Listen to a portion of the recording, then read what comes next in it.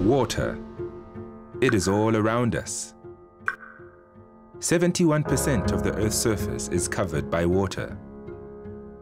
But only 2.5% of this is fresh water, making it a precious resource. In South Africa, over 60% of our fresh water is used for agriculture, and as our populations grow, this resource comes under greater pressure.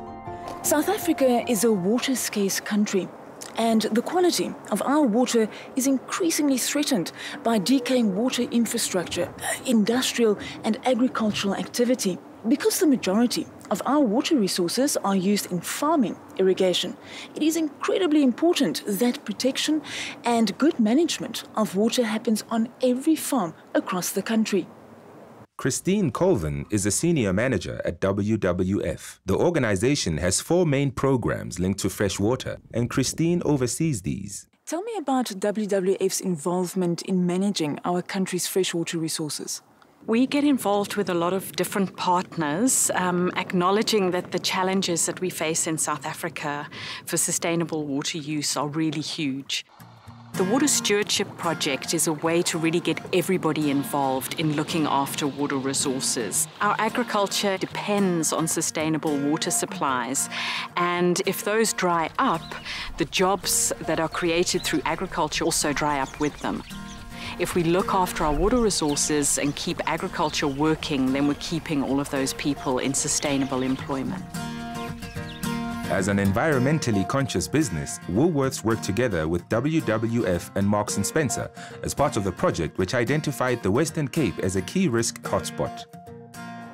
Sourcing over 90% of their produce locally, Woolworths are committed to working with their farmers to ensure that they are as sustainable as possible. Justin Smith, Head of Sustainability at Woolworths, is proud of the progress made so far. Justin, why is water management so important to Woolworths? Water is important to every South African company, but for a food and clothing retailer like ourselves who wants to continue to sell food to our customers, it's absolutely crucial because it's really one of the biggest inputs in the food production process. That's why collaboration, working on projects with a range of different stakeholders, from NGOs, businesses, our suppliers, government, etc., is really the only way we're going to make any difference in dealing with water issues. Our Farming for the Future program really focuses a lot on water, so we've got to try and manage the whole catchment and try and get everybody involved in terms of the water quality and the use of water. With these farmers in the Ceres area, they were identified because of the water risk in this area, but they're actually between 3 and 10 times more efficient than the global average in terms of the water used for each particular fruit that they produce. So they're incredibly efficient farmers working in a water scarce area, and we need to work with them and support them to continue that sourcing going forward. So exactly how successful have farmers in the Western Cape been in managing their water footprint? Well, a recent study compared the water footprint for the production of local food in the Western Cape with the global average, and there were some impressive results.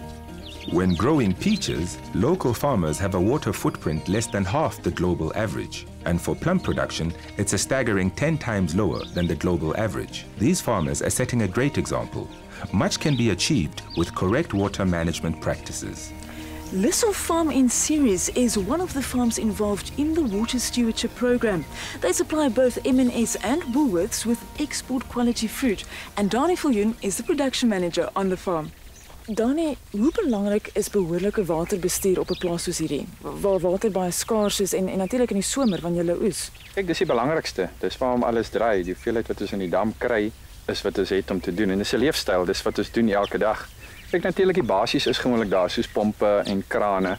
En dan sit jy hier en daar sit jy elektroniese kleppe by wat die krane oop en toe maak, en dan het jy natuurlik sagteware op 'n rekenaar wat dan besluit wanneer dit moet loop. En natuurlik ook dan slimfone en jou iPad met apps wat jy op het en die remote desktop wat jy goed kan lees. Julle gebruik ook 'n spuit.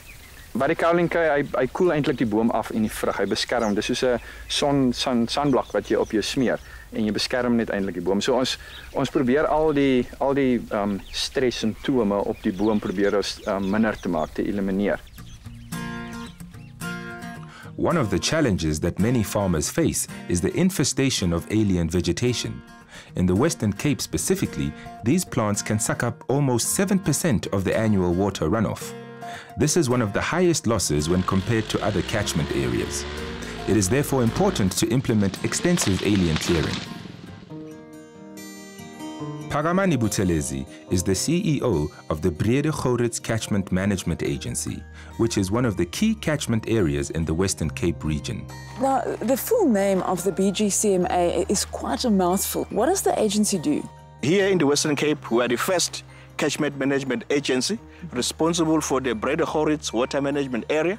The primary focus is to manage water resources because most of our farmers, they export their produce to the international world. Therefore, indirectly sustains our economy and indirectly create jobs. Let all those who've got a direct interest or indirect interest be responsible for the management of water. It is so important that we change the way we use our most valuable resource, water. By doing so, we not only ensure the sustainability of the agricultural sector, but we also guarantee that we have plenty of good quality water for generations to come. So it's fantastic to see local and international retailers, farmers, NGOs, the CSIR and the Catchment Management Agency all working together here.